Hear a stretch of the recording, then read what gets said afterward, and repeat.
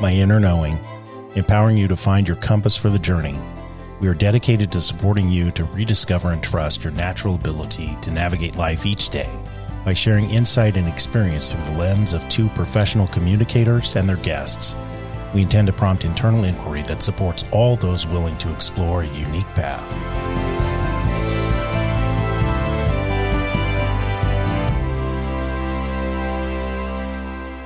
Tara is a dedicated therapist committed to guiding individuals through the complex journey of personal growth and healing. With a compassionate approach rooted in cognitive behavioral therapy, EMDR, ketamine-assisted psychotherapy, and a humanistic perspective, Tara specializes in supporting those feeling trapped in patterns that hinder their desired progress.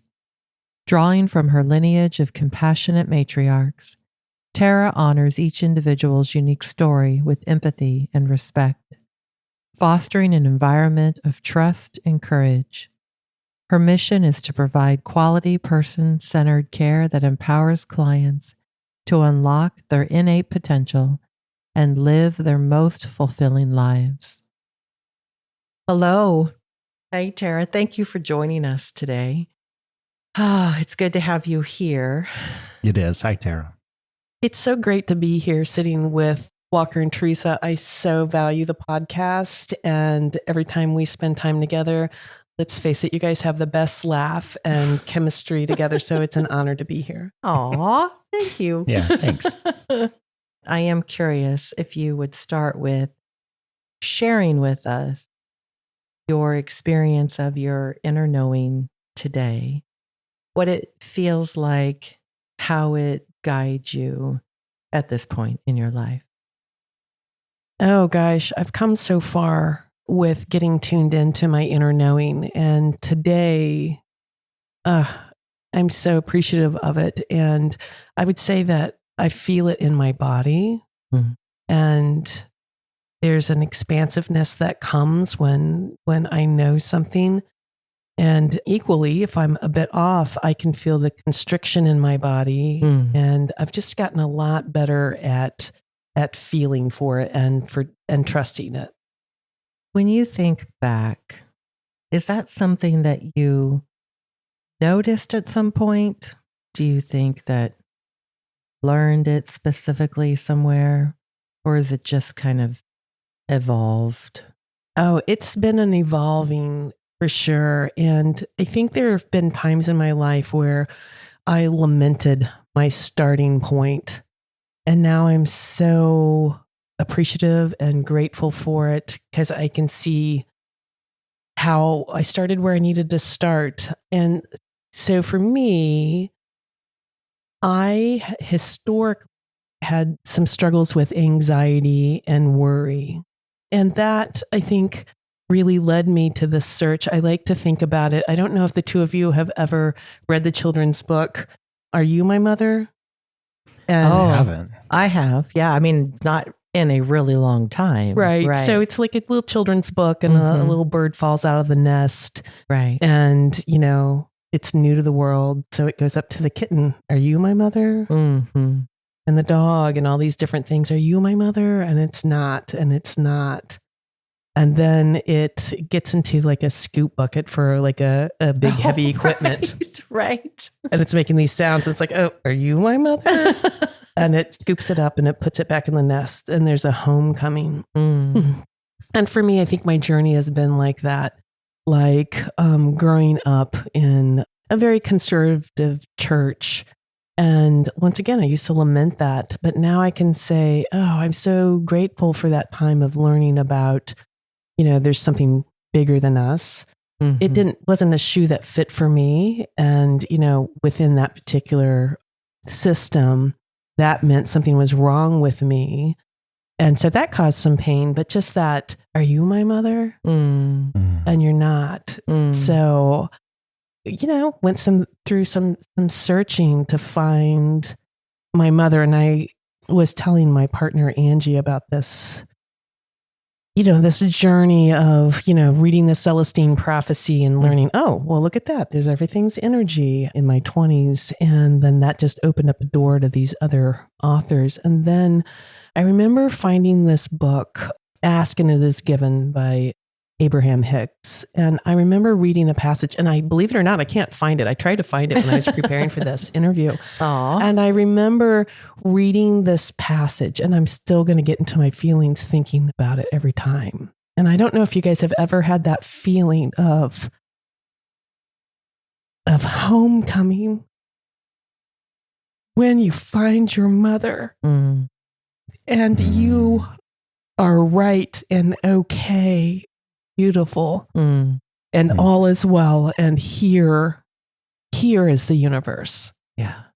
And I still love that feeling, and it's profound. And it's this mix of relief and homecoming and awe and what's next. Nice. Yeah.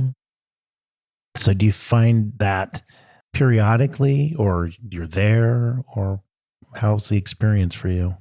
It's changed. I now have, because that was a release moment too, of this recognition of releasing, searching and yearning and not enoughness. And that makes it sound like I still don't deal with that. That's part of my ego. I still have those things. Now I get the awe and the bliss and the wonder, and I don't have the weight of the baggage that moment also had for me of like, but it's still poignant to me, and it's still beautiful for me to think about. There's this, I speak about this often when Teresa and I do retreats, and we host fire walks for people, and you've participated, but the very best part of it for me is afterwards, I'll usually be out there making sure that the coals are cooled off and everything's safe, and everybody has, all our participants have gone inside, and I come in, and it's a real bonding moment for all the participants. They've been there for a few days, and I think there's something about that whole process that really creates connection. And so I'll walk in the dark, and the lights are coming outside from the kitchen, and it's usually calm and quiet outside, and I come in, and even though I'm not in the group, just that sense of belonging, and that's like coming home for me, the home that I wish that I had. And it's a lovely experience every time. Yeah. That makes me think of a couple of things, Walker. It makes me think of something I've read recently, and it really resonates with me. What we put out the most now, our highest self, is what we needed the most as children. And so I was just thinking about that right now. So I wanted to go back when you talk about your inner knowing in your body, the expansiveness. Is there a specific space in your body? Because what we're hoping to do is help everybody connect in their own way with whatever their experience might be. And our bodies speak in different ways. So can you give us some more specificity if you've given that some consideration and have a sense of it? Oh, that's such a good question. I think that's been evolving too, just for me to be embodied. And I know a lot of people are on a journey to come back to their bodies. And so there's a bit of a story with that too. I think that growing up Midwestern, and maybe this is just across the board, I don't know. In my experience, it was kind of get up, work your way through it, pick yourself up, mind over matter. So I lived that life. Tough farm girl.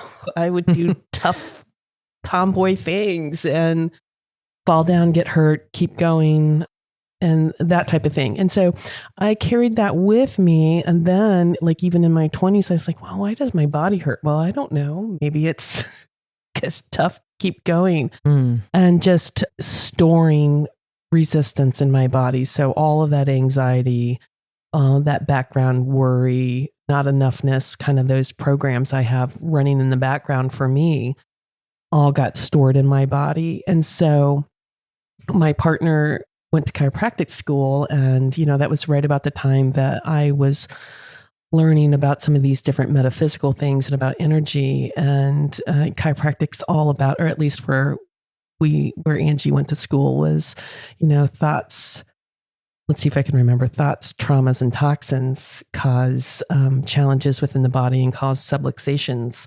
And so just learning about, oh, I've got this pain in my lower back or pain in my upper back, and it's a chronic pattern, which doesn't make sense, right? Like when your body rejuvenates itself every 7 years, why do you keep on having the pattern? Mm-hmm. And so I think historically where I would know some things is, my whole body would just kind of clenched up. And now I just have a lot more awareness about where there's subtle tension, and I know how to do some different kind of release that. Mm-hmm.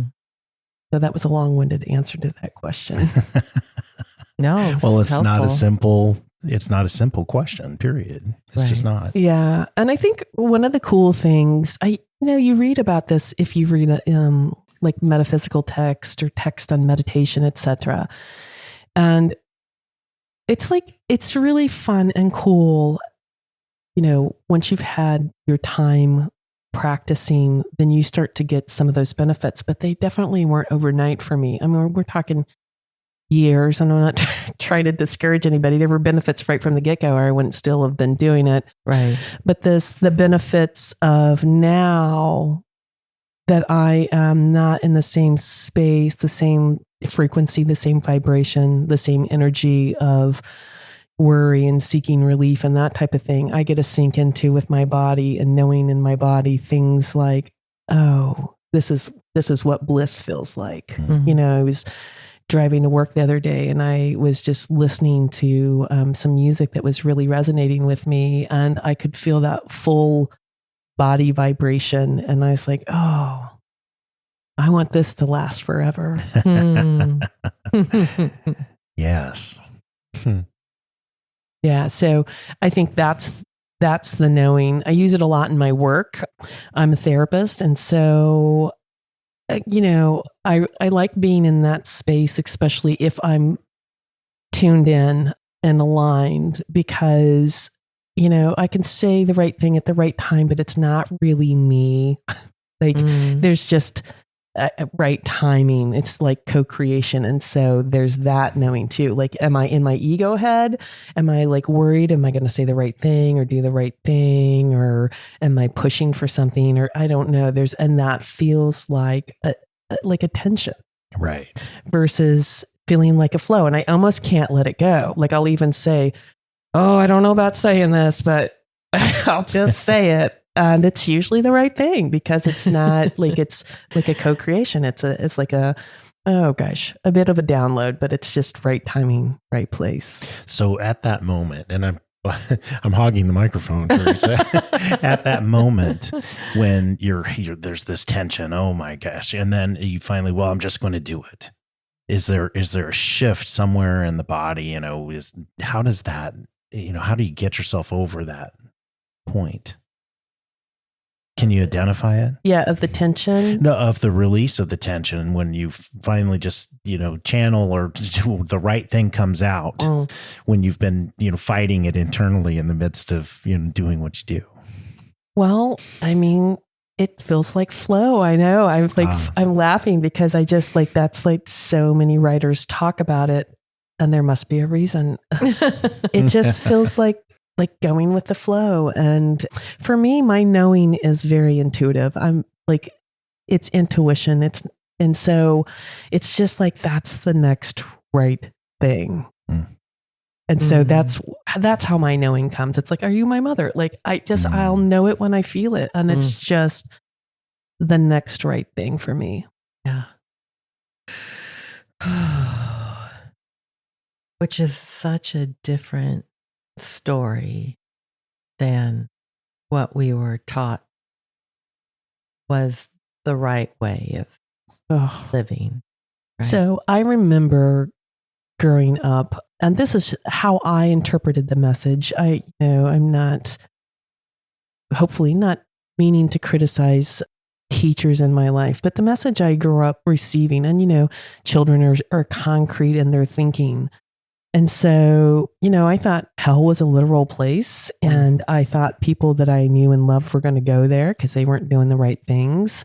And I would lay up and think about that and worry about that. Mm.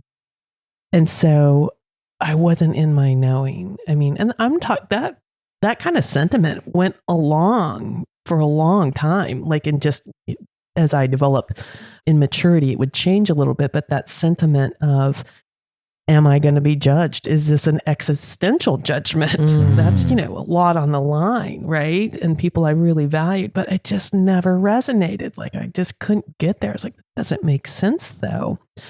But the part of me is like, well, what if you're wrong?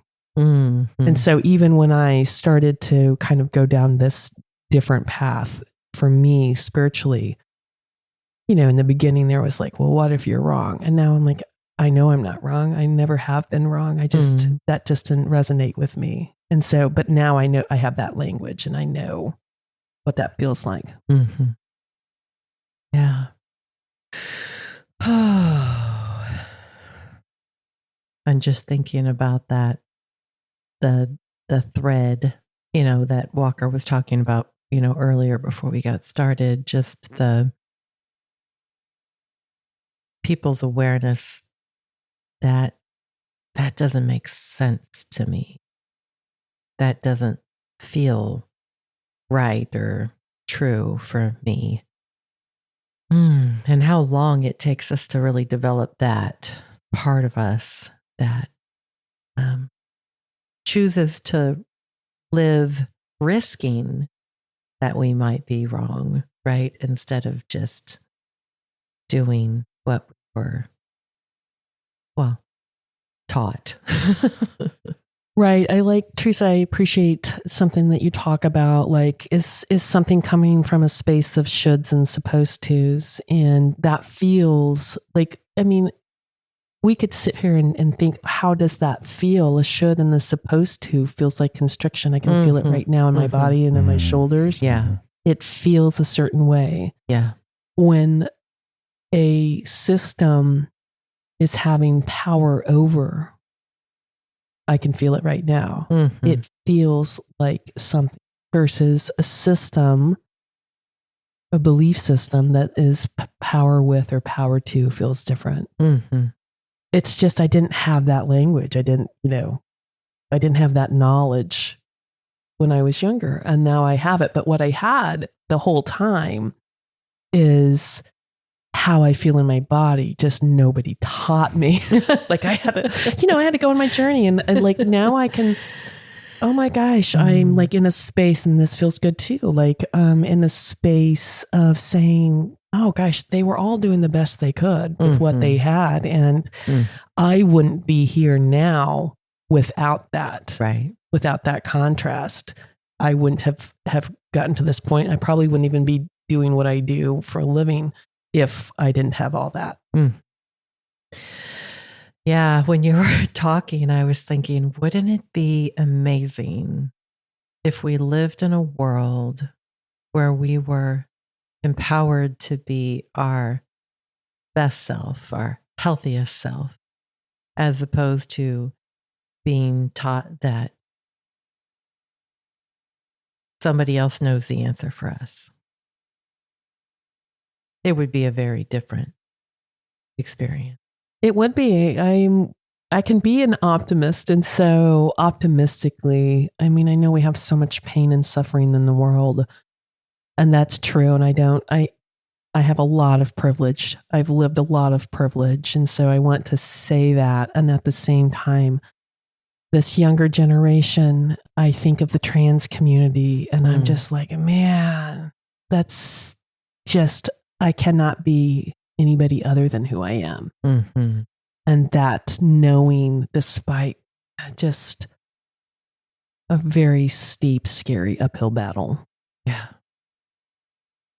Yeah. We have such a difficult time allowing people to have their journey. We absolutely want to tell them what their journey should be. Yeah.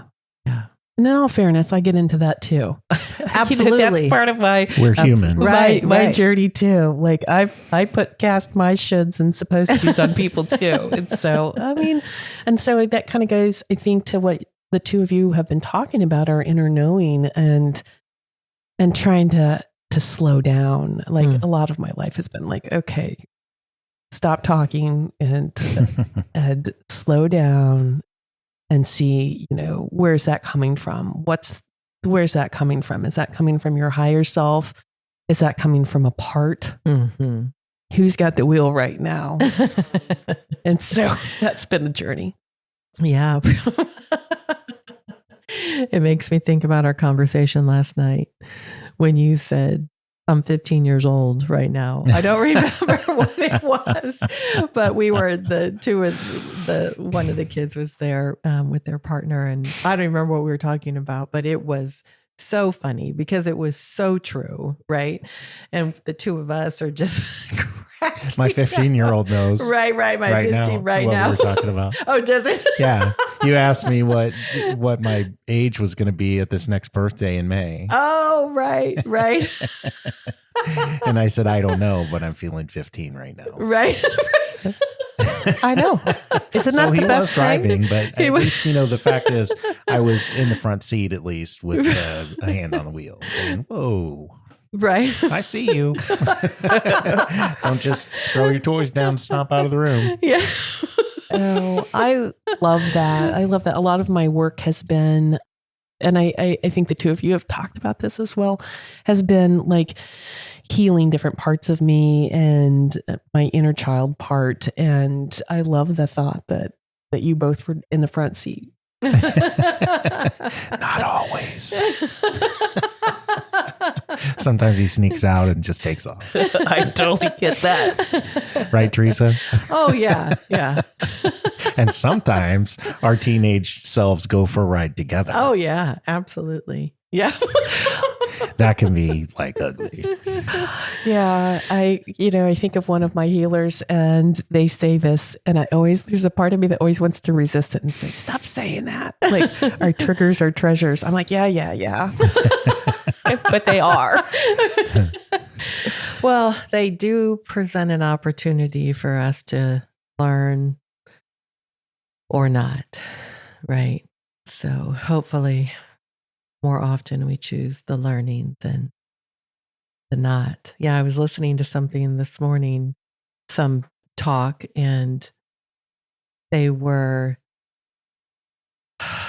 like, what do you bring with you in your next life? All the stuff you didn't learn, in the last one. And again, I don't even know anything about reincarnation, but I'm like, yeah, if that's true, I don't want that. Like, let's figure that out now. Yeah. Right. Oh, yeah. So. What?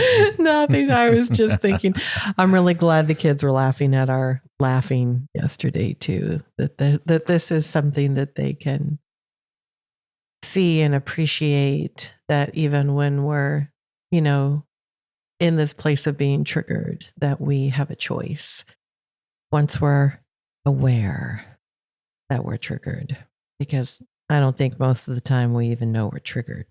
We're just reacting. So that we can have the awareness, we can speak it, and we can stay in relationship. So. Yeah. So I think you guys have talked about this in some of your podcasts. I was wondering, I'm sure a lot of the audience members are thinking, well, how do you get there?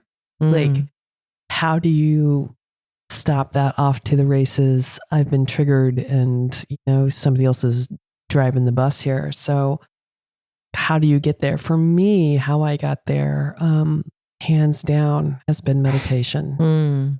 Agreed. Meditation. And I still can catch myself like, oh, that's not pretty. That's pretty rough. But meditation has been I think that's been the saving grace for me being where I am right now. When you say meditation, Tara, and I know this is, it's a journey, right? Can you describe what that process has been like for you as best you remember? Like, do you have a particular style, a way? How has it evolved?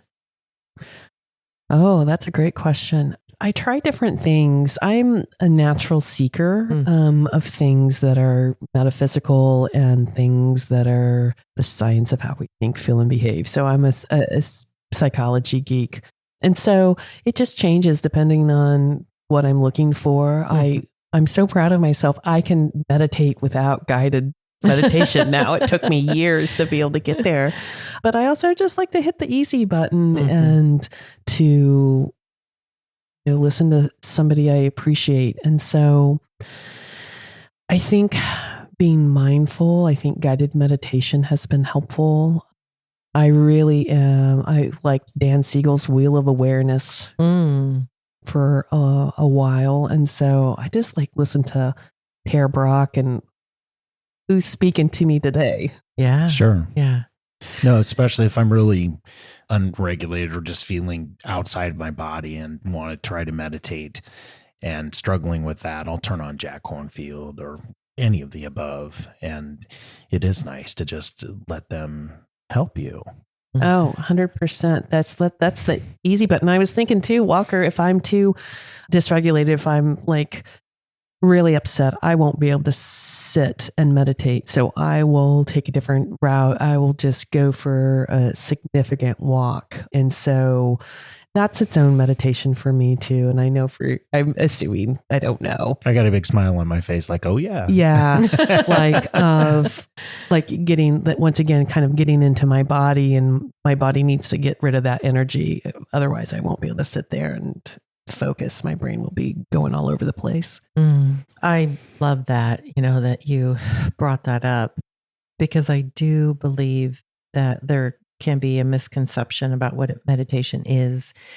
And for sure, there are, I'm not going to say this appropriately, but styles of meditation where you just sit through the energy. And for me, absolutely, like you guys were talking about, I had to find a way to move the energy through my body so that my body was like, oh, well, it's safe for you to sit.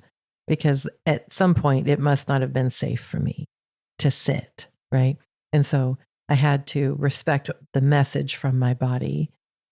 And once I did, then it was like, oh, now I can easily sit for an hour without a problem. Yeah. Yeah, that's a good point, that we can even have triggers within our body. Meditating for some folks is a trigger. Right. Sitting quietly. And so when we're talking about our inner knowing, I think that's okay too, of this, because something worked for me or something worked for somebody that you're reading about. It's okay if it doesn't work for you. Absolutely. Keep finding until you find your mother. Right. Keep searching until you find your homecoming and what feels right for you. At least that's what worked for me. I agree. Yeah. I mean, it can be as simple, and, it's not like I made this up. It comes from Jack Kornfield and Tara Brach, but it can be as simple if the whole concept of crossed legs and upturned palms is just too much for some people, or scary from different perspectives. Just as simple as having a cup of tea or your cup of coffee and being still and trying to just focus on the taste and how it feels in the mouth and how the cup feels in your hand, and bringing yourself to that, presence. And anyway, just different ways to approach it. And the walking thing is something that I think you guys probably use in your practices. So tell us more about that piece. Oh, yeah. Well, what I was thinking was I appreciated this training that Walker and I did a few years ago. One of the teachers that we had said, somebody asked about, what if you're angry and you're trying to sit? And he was like, get up and go stomp in the woods, the stomping meditation, which everyone always their eyes open like, really? Yeah. Right. Anger is an interesting one because it has so much energy and there's so much going on with that. Yes. And I'm thinking of a newer recipe for me that I've been doing intentionally. I've been doing it for a long time, but just intentional is kind of recognizing what's going on in my body. So if it's anger, that feels some type of way. It just kind of hijacks your thinking. So to sit with that, if that feels comfortable, or to move. But I've been trying to just to recognize the feeling in my body, to, if I'm able, to think about what's going on. If that emotion has a voice, what's it saying? And that helps me have, kind of to find out, that's like a compounded emotion. What all's in that? Oh, I thought it was anger. Oh, I'm angry and scared and sad. And that's these parts of me. And, by going through that process, that's automatically regulating. And so I'm trying to spend less time shifting out of the emotion so quickly and more time being curious, which is, me doing kind of psychology on myself and doing some work on myself. Yeah. I really love, I bet you guys have heard this before, when Tara Brach talks about the story of inviting Mara in. It's a Buddhist story. I'm going to get this wrong, but like the goddess of destruction, and inviting all parts, all feelings in to have tea and being curious. So if I could pick an emotion to help me with inner knowing now, today, would definitely be curiosity. I agree. Yeah. It's interesting. Do you think curiosity is an emotion? Yes. Is it not? I don't know. No, that's not a criticism. I'm wanting you to teach me. Yeah. I feel like it's a lot of things. I don't know from the science standpoint, but I mean, I like playing that. Like, okay, if you were an actor, Walker, and you were going to try to get that curiosity right, it feels like, for me, excitement and what are we going to see here? What's around the corner? There can be some eagerness with it, or just even interest. And so, yeah. I'm buying your coffee. Yeah. No, I just had never thought of it that way. Mm-hmm. Yeah. And I know and that, I like it. Like, it's a hat we can put on, right? Yeah. Like, I cannot be curious, but I can elicit curiosity. I mean, and that's a place I'm in my life.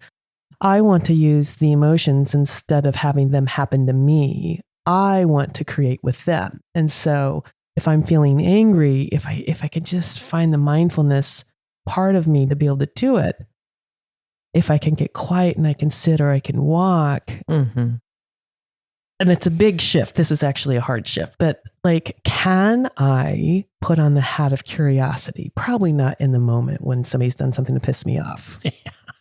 Not in that moment, but with some space, it's an invitation to go back with the hat of curiosity and say, why did that come out? Like, Mara, sit down and have tea. Why, like, what was going on? And hats down, that is some younger part of me that is being judgy and critical and telling the world how it should be. And so that's an opportunity to kind of laugh and say, okay, well, okay. Well, I think there's a recognition in all of this discussion that we are not our emotions. No. But it can seem that way. Yeah. And that's why I think bringing it back to the meditation piece, creating the ability to have a pause between stimulus and response.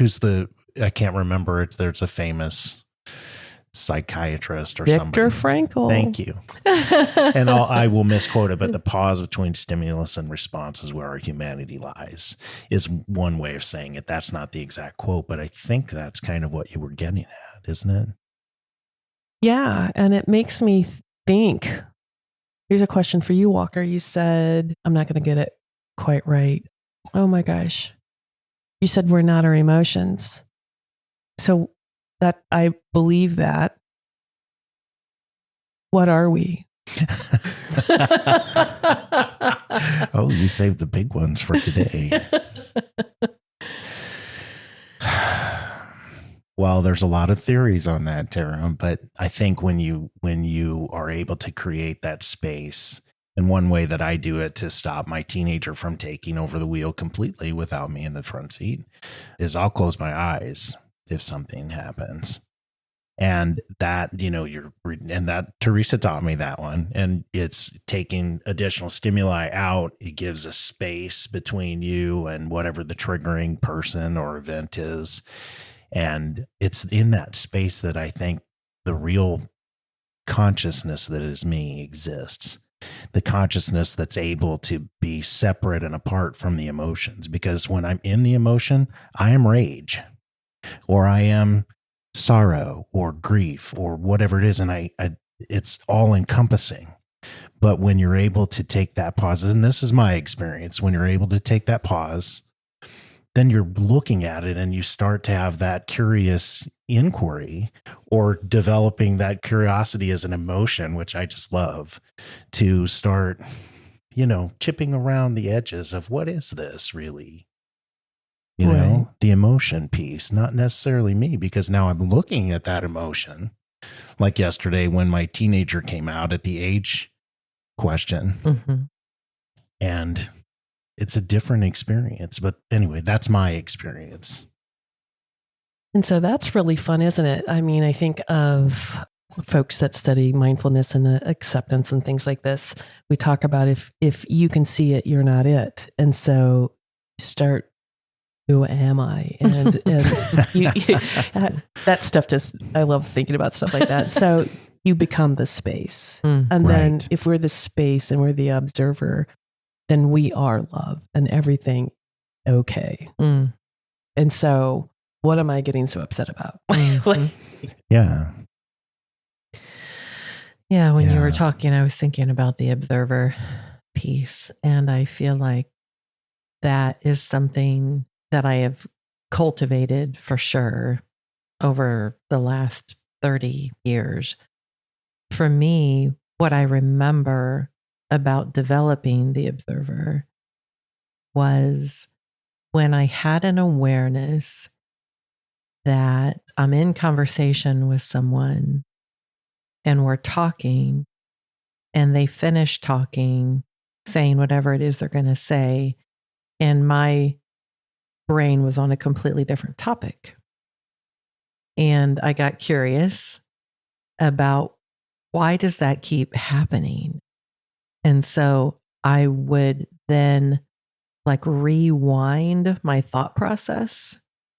And I would be like, okay, so I'm thinking that, how did I get there? How did I get there? How did I get there? And inevitably there was something that the person said that started off this other path that my brain went down. But it allowed me an opportunity to start observing myself in interactions with others. And then I was able to generalize that into other areas. But it was this curiosity of what is happening? Why does this keep happening? Oh, okay. I can see myself. I can see this process that's happening. That was really my first awareness that I could observe myself and understand myself better. Well, I appreciated a lot of what you said there.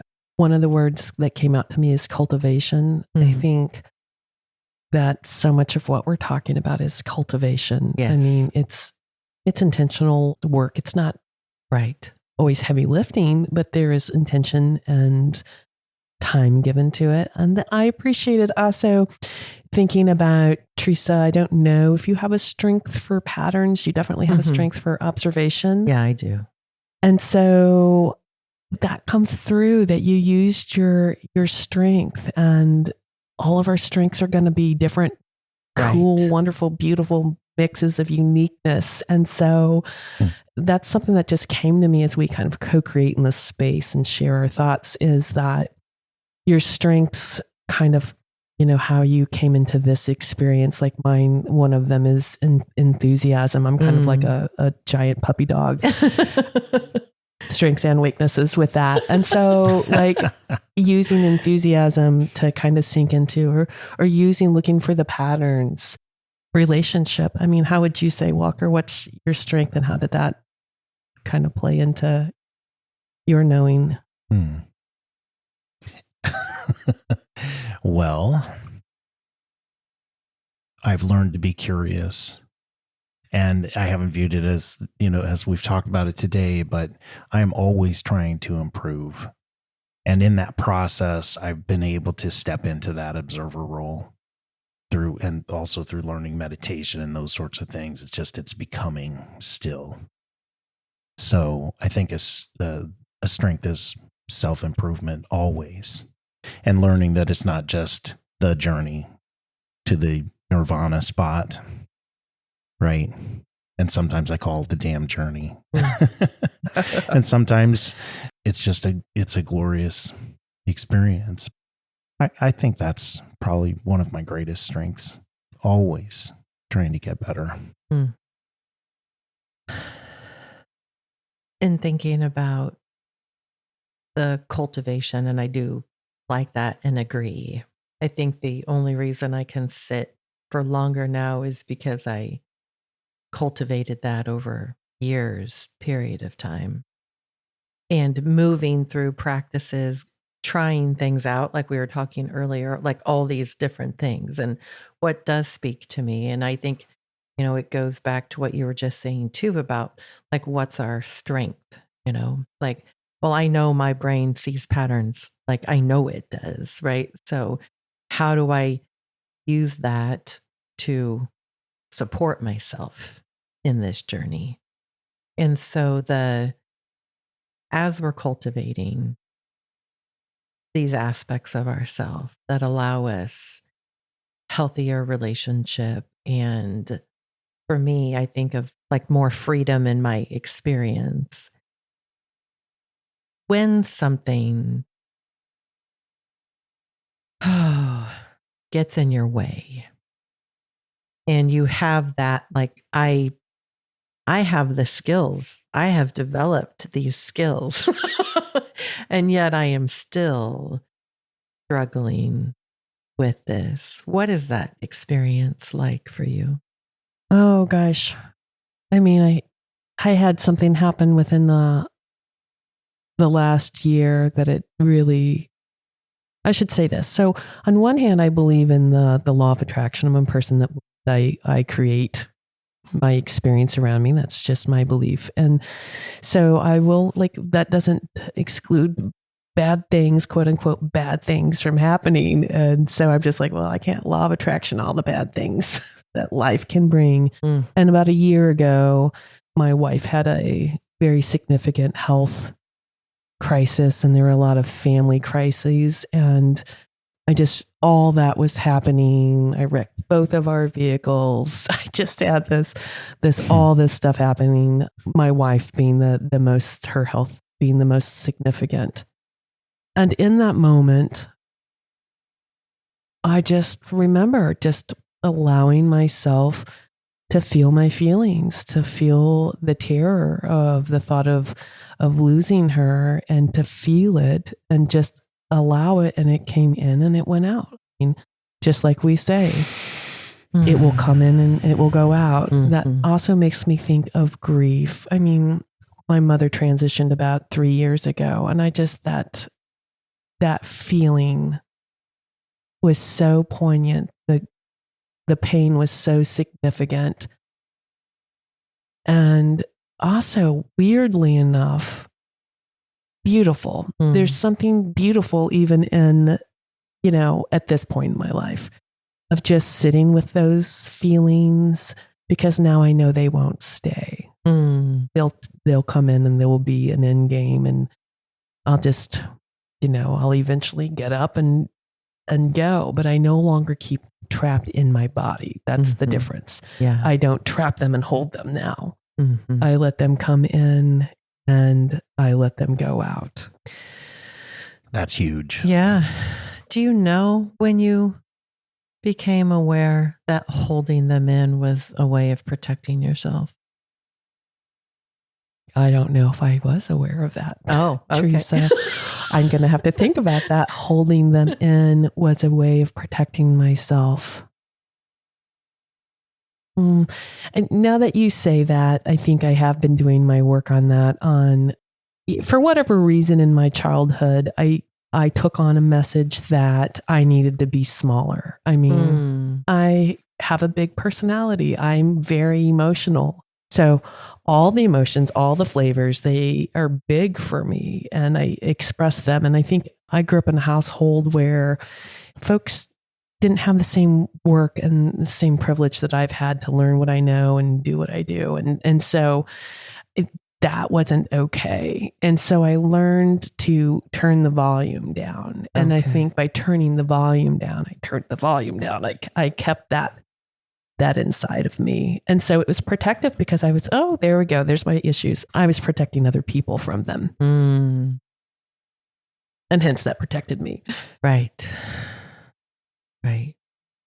So young when it developed. Yeah. And then this lifelong journey of unwinding that it's okay to have the volume. Yeah, that's my current manifestation on my current manifestation list is to live my life big, whatever that looks like for me. And if other people don't like it, they can put on earphones, headphones. We do have noise canceling headphones. Yeah, to be, obviously sensitive about my impact, but not to the point where I'm not living this existence the way that I was meant to live this existence. Yeah. Nice. Yeah. Your full potential, which I think we don't even understand what our full potential is. Now, I wonder if the two of you, we're all, the three of us are in this relatively the same age, right? Yes. Thank same you. generation. We really are. And so I wonder if this is this developmental? Do you have this sense of, I'm not, like, I have an awareness of what a gift life is. And like this awareness of really turning up the juice because it's a pleasure to be here in this time space reality at this time. It has a shelf life in this body and this experience. And I feel it more now, not in that scary, oh my gosh, I'm going to die, in the next however many years, but in that sense of, oh, better get the juice out of it while you can, girl. Yeah. Yeah. Oh, absolutely. Yeah. I say to myself, man, if I've accomplished all of this and done these many things, and I've grown this much, and I'm this much better of a partner or mother or whatever in 53 years, whoo, let's see what the next 53 bring, right? Like I really am always looking forward really to what else there is. I don't think, I only have whatever, 20 years left or. Yeah. Yeah. Yeah. I want that energy to just keep, I don't know, propelling me into whatever is coming. Yeah, that's a good way to look at it. I don't want to squander it. Right. Yeah. Yeah. Keep it flowing. How was your life? Yeah. Oh, that's right. How was your life? I think my life just gets better and better. That was a great question that Betty posed to you. Yeah. Yeah. And I have, because of the work, I don't have as many regrets. I can still find a space for that, but my life is where it needs to be right now, and it's evolving, and I can't wait to see what's next. Yay. I'm moving towards getting to a space of enough work and enough experience and perspective to be able to do what you're talking about, at least part of the time. It's not like I don't have bad days, because I do, but where I'm not saying it's happening to me, it's happening for me. And, you were talking earlier about looking at events that had happened with appreciation for it propelled growth. And where I am right now is that feeling, if I can keep moving towards that, man, That's that. I'm not going to hold all this stuff in and just watch it, see it pass through me. That's a good point. And I was thinking, oh gosh, if any of my friends or family listen to this, they're going to be like, oh girl, you don't do that all the time. I don't. It's the sometimes now. Yeah. It's the sometimes that I'm like, okay, maybe I can do it next time. Mm-hmm. Well, and to be, I don't know, this isn't an excuse. I just believe it's true. When we're around our friends and our family, particularly friends we've been in a relationship for a very long time, the amount of energy that it takes us to step out of those patterns that our body knows is so familiar from decades is greater, easier for us in newer relationships, in our healthier self, right? For our body to be like, oh, I know how to do this with them, with those people. It is harder, right? And again, not an excuse, but our body absolutely. I mean, we've made movies about that. You know, you bring a family together for the holidays and everybody becomes 10 years old again.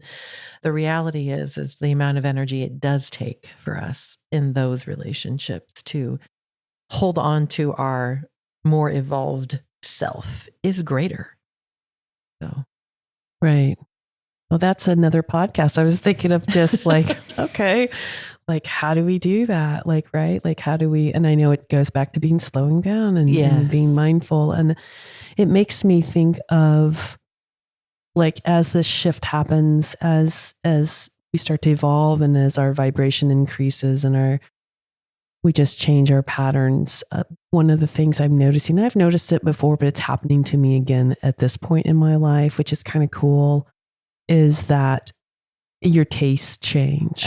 What you're into changes, what you listen. And I know, Walker, you were talking about this on a podcast I listened to recently.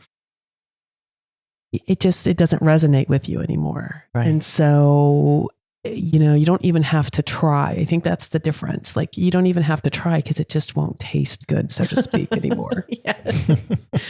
Yeah. Oh, absolutely. And if we could allow people to change their preferences. I remember when my dad was getting ready to turn 80, and we have my whole life until that point for his birthday every year had German chocolate cake every year. That was our dad's favorite. So we're planning his 80th birthday party, and there was an assumption that we would have German chocolate cake at this celebration. And I said, you know, I think I'm just going to ask Dad what he wants for his birthday. Like I'll just do that, you know, instead of us planning. And I said, Dad, I'm so curious what your favorite cake is. And he said, lemon. And I was like, well, that is very different than German chocolate cake. And he's like, yeah, it's been lemon for a while, but you know, everybody just made German chocolate cake. And I was like, oh, right. We had just stopped being curious. We had decided that what he liked 50 years ago was still what he likes today. And I just think that's true in every area of our life. Yeah. Oh, there's so much to that. That could be its own podcast. Yeah, it could. Like, that could be its own podcast. I was just thinking, okay, be open and also tell the people what kind of cake you want to eat. Yeah. I would be the person eating German chocolate cake for years. I'm thinking, oh, it's not really my favorite, but I'm just going to thank you. Right. Yeah. It's so people pleaser me. So yeah, that's good. And to leave open, like to be curious and to remember to ask. Yeah. That's good. Yeah. Yeah. Thank you for just telling me, because I actually don't care. I'm not invested in your choice. Right. I'm just glad that you feel like you can ask. Yeah. And I'm not saying it's every day and all the time, right? But it's amazing how much permission we need, you know? And how fun is that to know that we'll never get all our work done, but we too, if we're fortunate and we can live to 80 and have an 80th birthday, that we're still going to be tapping into our inner knowing and growing. Yeah. I'm imagining fields of cosmic flowers blooming immediately when he takes the first bite of the lemon cake. And when we all choose our essence, when we choose ourselves like that, it just has to be this, triumphant hooray. Yeah. You got it. It's so nice. Thank you. It's so nice. That's a great visual. It is. Walker, there's one of your streaks too. Yeah. That was a great visual. Yeah. Oh, well, thank you so much, Tara, for your time with us today. And cool. Thank you so much for having me and giving me an opportunity to chat with you guys about something I love talking about. Yeah. Thank you. Thank you.